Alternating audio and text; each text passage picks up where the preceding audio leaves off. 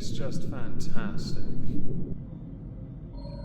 Hello everyone, welcome back to another video. Today we're going to be going through a clip courtesy of some Twitch and Kick streamers in the form of XQC and Tectone, giving perspectives on Hasan and the Elite and Twitch as a platform because of how it operates to protect those dubbed the Elite. Just before that, I'm going to be streaming here later tonight because, well, this is a bit of a phoned-in video. I'm very sorry. I couldn't find a better topic, but also because I want to keep up to date with the goings-on while she's still there in Syria of Chantal. Hope to see you there. Now, one of the reasons I want to go through two clips shared by Yeet is because recently the more influential of the streamers list was named. Hasan was nearer the top, but he is not the biggest or the largest streamer on the platform.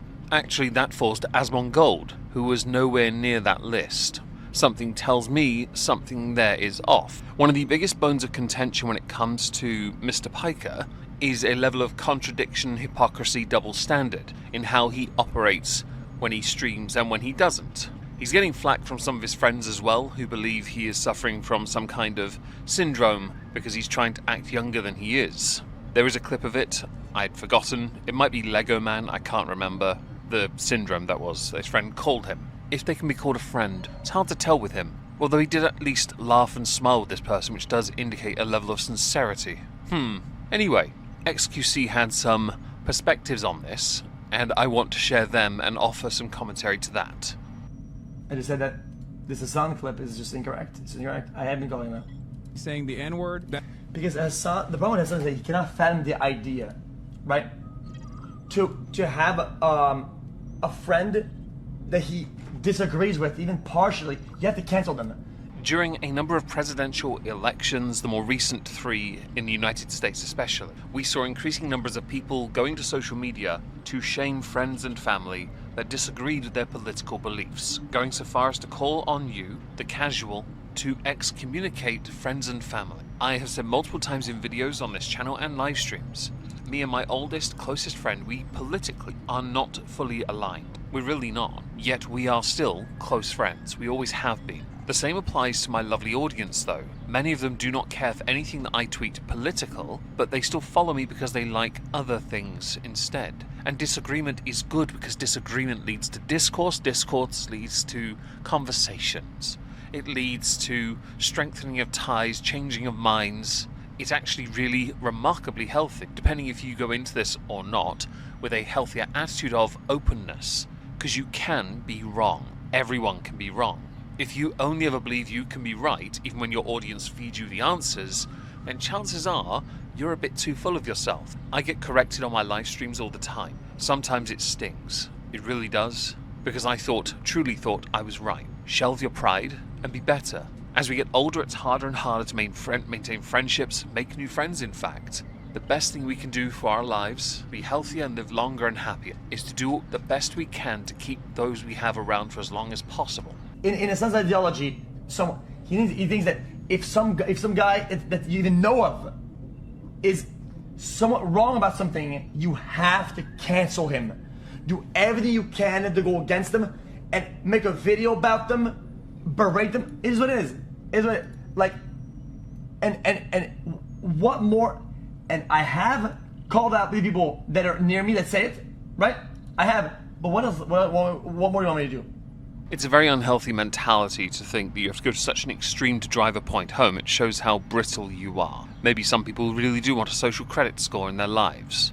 It indicates a level of shallow as well, that one slight difference or one slight of offence is enough to go so far. It is also possible to pull that person to one side, talk to them, and hopefully show them the error of their ways, if they are in fact in the wrong. In the context of what we see on the screen, or what we have seen on the screen anyway, do you really need to cancel someone for using racial slurs? Not really. No, you can converse with them and hopefully have them understand the error of their ways. The problem we have now is if someone gets busted for using a racial slur, people will go out of their way to destroy that person's life. And that's not okay.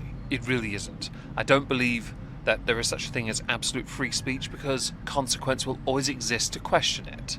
But I do also believe everyone should have the right to freely speak without consequence. Does it mean I'm going to? No. Why? Because I don't need to use racial slurs to drive my point home. I really don't.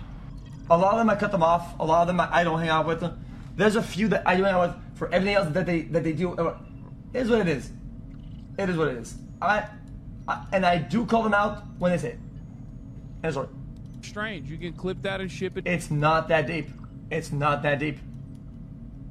And he's saying the N-word openly on his podcast once, but they got all the smoke. And you know what, chat? Let's reverse the roles.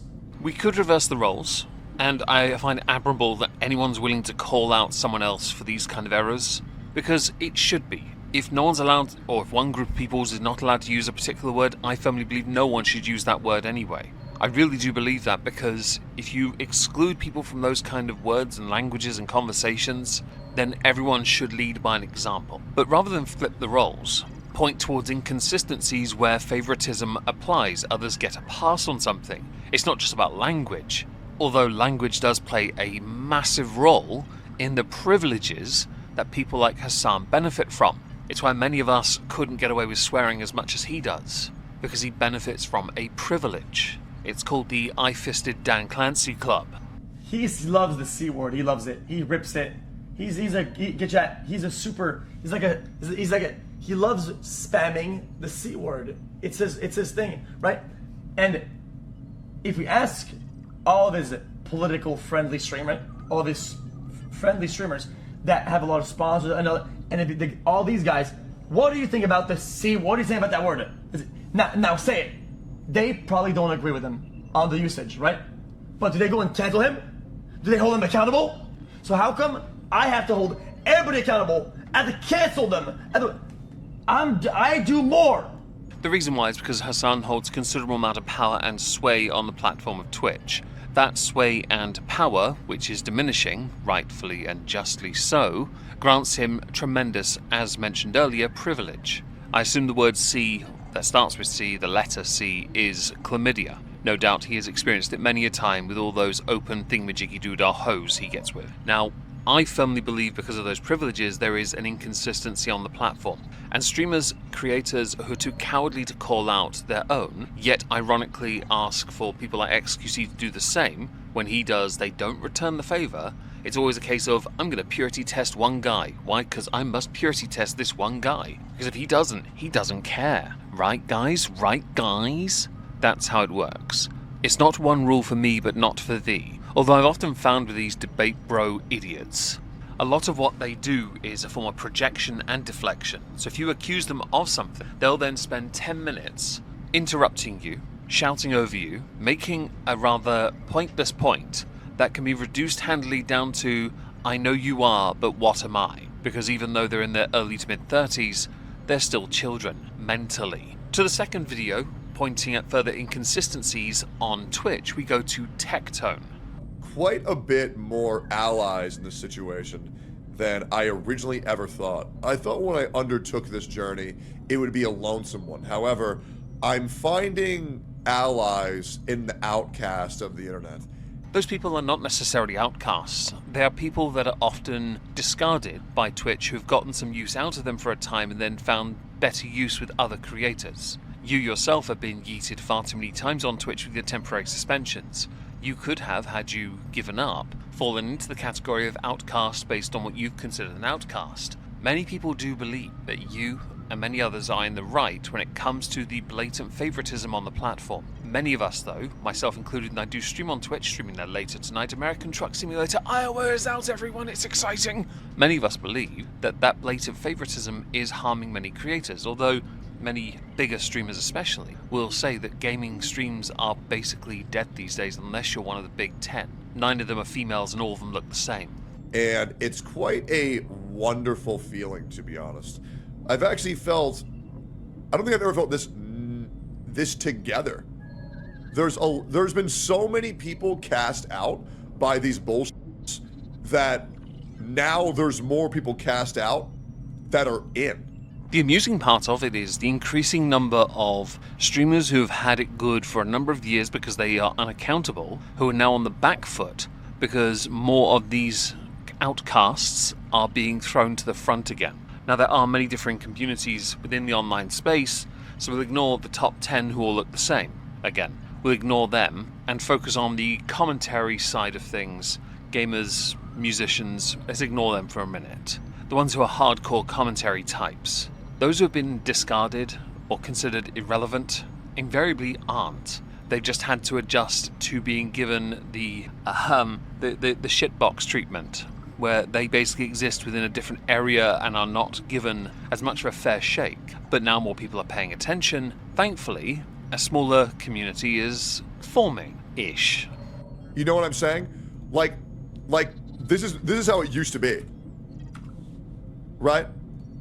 There was this whole fucking group, right? And they kept on throwing out 1, 2, 3. These are them. They kept on throwing people out. But then these people, they got together, right? And they joined forces. And they kept on throwing them out. This is an obligatory fair use interruption. I like this showing us with art on MS Paint, but still art nonetheless, to drive home the point that as you throw away more people, they create their own community. I've seen this before.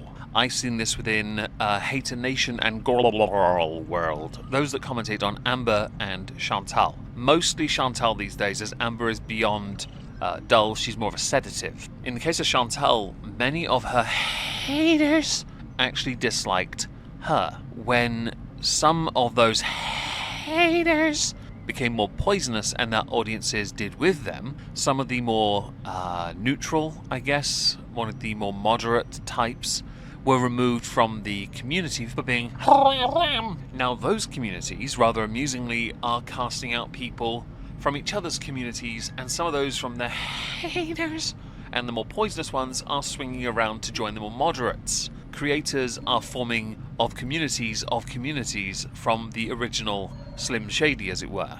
Yeah? It's quite common.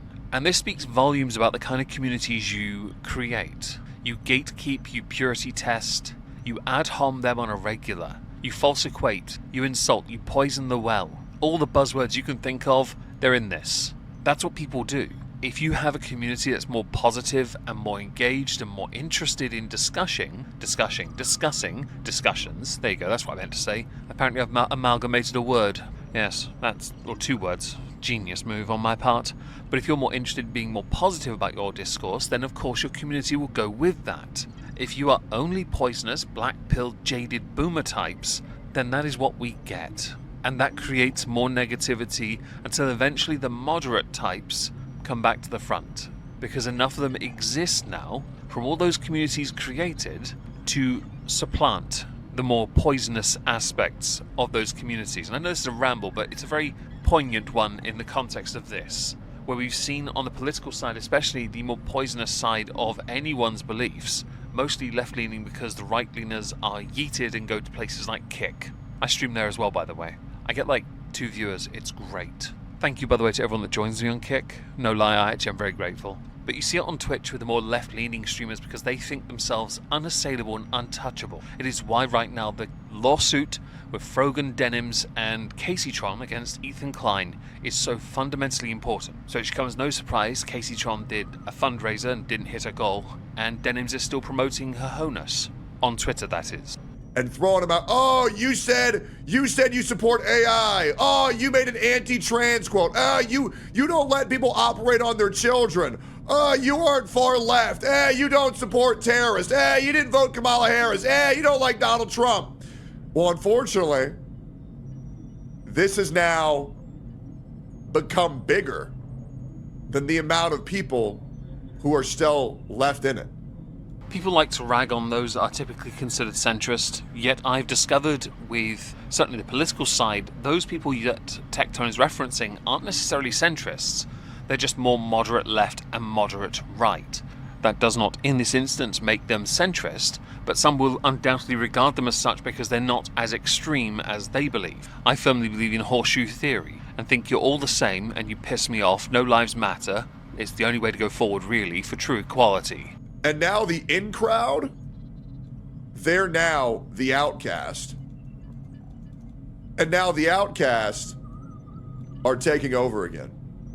Which makes it all the more funny when you see that Hasan Piker is seen as one of the most influential streamers in the world. I couldn't disagree with this more because his influence, while you could say is there, is completely redundant and based on what his audience tell him to believe. That's not a joke though. He really doesn't know how to be anything else unless his audience tell him. Yet you have someone who was outcast, now more in the form of Asmongold, who is not even in that sort of chart thing that was recently released. I can't remember what it was called, but that thing. Yet he is the biggest and arguably the most influential for being a bit more moderate than Hasan's incredibly poisonous attitude. Now, I could ramble about this all day. I just wanted to use it as a good point to highlight inconsistencies with Twitch and mainstream media. Because Twitch, they will stick with their in-crowd even though their in-crowd are very much not what they think they are anymore. Mainstream media will also prop that up, believing that going against the grain and going where the wind now blows is